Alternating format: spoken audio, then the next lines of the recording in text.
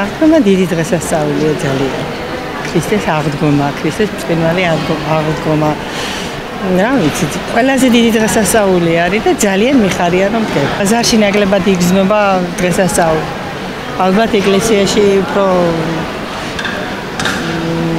იგრძნობს ხალხი, რომ აი არის დღესასწაული და ჩვენთვის ზედმეტად დატვირთული დღეებია მაგალითად ჩემთვის. გარეთ, მე მგონი გარეთ უფრო ვაჭრობა დღეში. გარე ვაჭრობა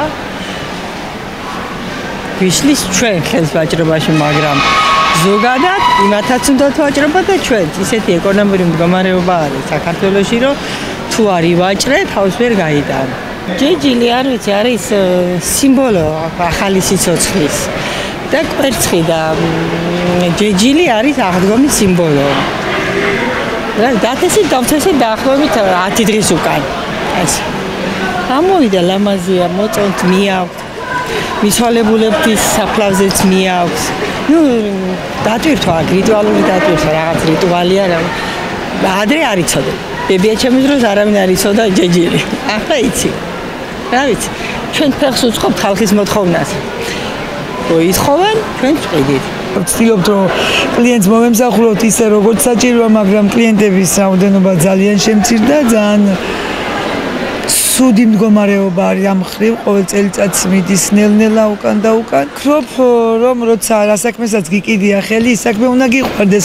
მე თვითონ სიამოვნებს, როცა მინდა ლამაზად გამოიყურებდეს, ბევრჯერ მქონია შემთხვევა, რომ არ მომწონებია დამიშლია, ზოგჯერ განწყობაც არ მქონია, მაგრამ მაინც ვცდილობ, რომ იმ სილამაზით რაღაცა მე რომ მომწონს, ალბათ კლიენტსაც მოეწოდება. უნდა ვალდებული ვარ, რომ მომემსახუროთ ისე კლიენტს და დავხვდეთ, როგორც საჭიროა, როგორც იმერეთს და კერძოდ ზესტაფონს შეშვენდის. უფრო მეტი ის მოდის ყიდველი დღესასწაულზე და ისე არის. დღესასწაულზე მოდის ძალიან მოთხოვნილება აქვს. უფრო მეტი იყიდე, ფული არ აქვს ხალხს და უჭირს ყიდვა.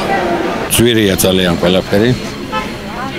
მაგრამ ხალხი მაინც იმედით არის გამსვალული, რომ ეს არის დიდი ქრისტიანული აღდგომის დღესასწაული და აუცილებლად ყველა მოქალაქე, ყველა ოჯახი ყველაფერს აკეთებს, რომ ღირსეულად შეხვდეს ამ დღესასწაულს. საქართველოს უსურვებ გამარჯვებას, თავისუფლებას, დამოუკიდებლობას და ქართველი ხალხის ბრძოლას გამარჯვებისათვის ყოველთვის აქ ასწრებს.